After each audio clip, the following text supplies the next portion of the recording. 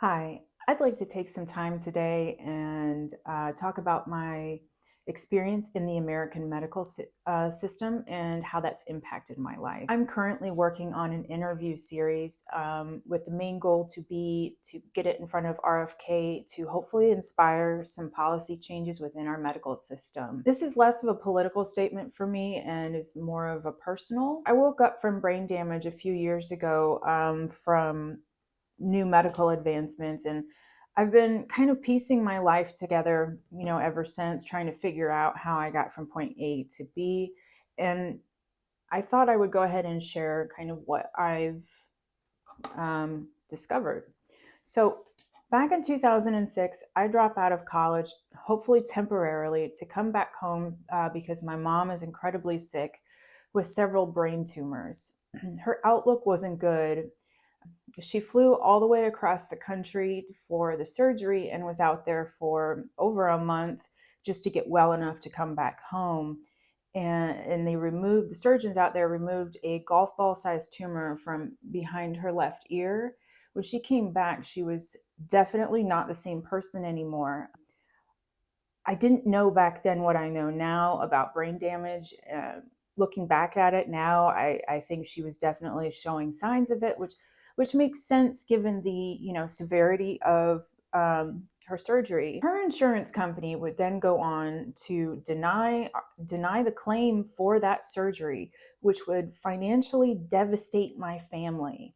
Over the next few years, they would slowly lose everything. They sold their small business and eventually lost the house. So around Christmas time, I leave to go pick up my boyfriend at the time, who was stationed in a military base right outside of town.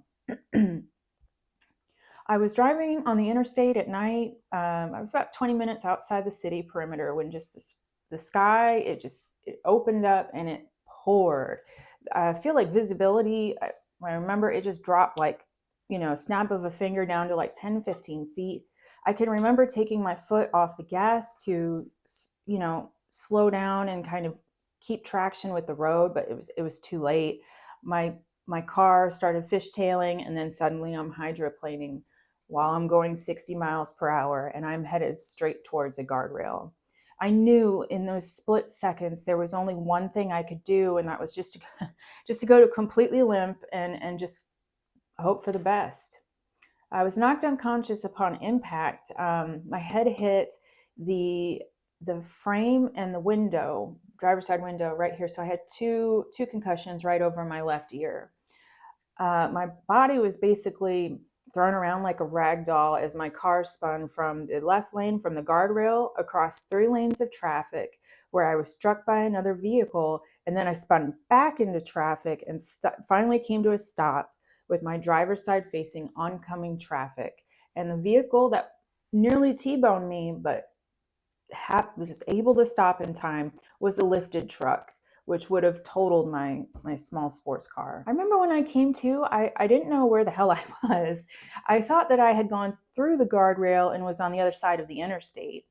I couldn't see anything out of any of my windows. I have no idea how long I was out for, but it was long enough to fog everything up, and that fog had already started, forming fat water drops. So I had been there for a while. The only thing I really could see were the two headlights from the truck that nearly hit me.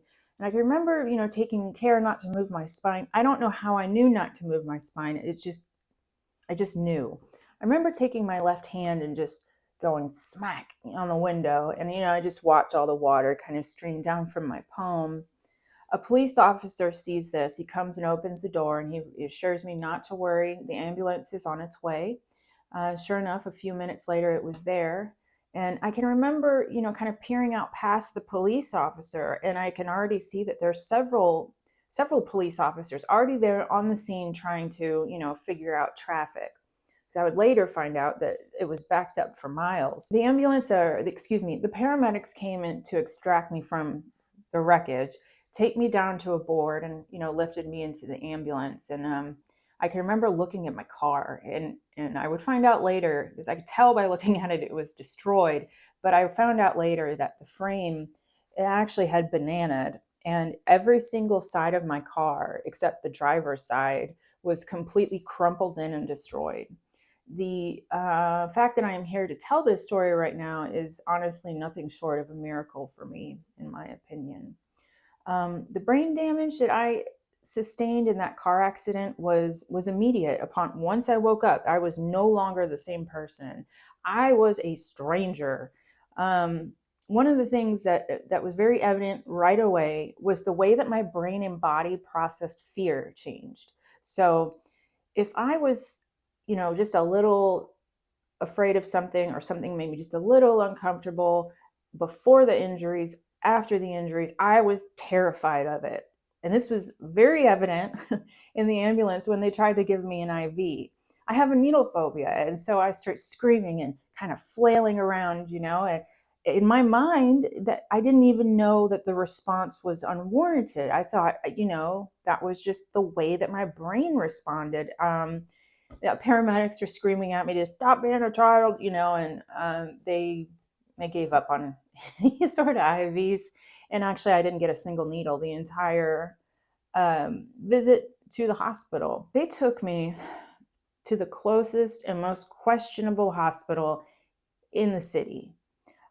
Pretty much everyone I knew either had a horror story from that place or knew someone else who did. I guess this is mine. I got there. I remember they did an X-ray of my skull to make sure it wasn't cracked. I was in and out of the emergency room and on my way home within a few hours.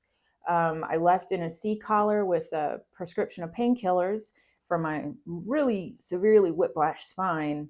And I was told to find an orthopedic surgeon, for the damage to my spine. But I was giving absolutely zero instructions on what to do about my head injuries other than, oh, yeah, you got a couple concussions. But I wasn't told to seek out any kind of professional help. I had no earthly idea what traumatic brain injury was at that point in my life. And I definitely didn't know that if it's left untreated, it can affect every single nook and cranny of your entire life. I also didn't know that I was carrying Lyme disease. And before the accident, it was dormant, but the impact caused it to activate, which would develop into neuroborreliosis. And it's which is the neuro kind of Lyme disease that in my case is pretty severe, and it's something that I am still trying to find adequate care for and also to be able to afford it. So yeah, and forgive me, it's a tough story to tell. I remember after my accident, it was next to impossible to hold down a job anymore. I kept getting fired. I didn't know why. Like I could tell there was part of me that knew that I couldn't hack it like I used to.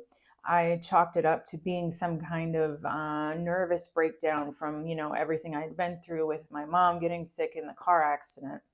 Um, because without knowing that you have traumatic brain injury, you have no way to tell, really. I mean, I went on and I tried to live a completely normal life with very serious brain damage. And let me tell you, it was a disaster. Just not a good time. Eventually I got to the point where I couldn't figure out how to apply to a new job after I'd been fired for like the millionth time. So I said to myself, you know what, maybe I need to look into disability. So I applied. I was denied. I hired an attorney. The attorney was extremely confident, that I was going to be approved, given the whole state of me. He's like, I get people who are less injured, less sick than you, that they get approved all the time. So I was, that made me feel good until we got in front of a judge and the judge completely disagreed. Was like, no, and denied my claim. My attorney later would go on to tell me that it was due to my age, because I was indeed in my, mid 20s when all of this took place.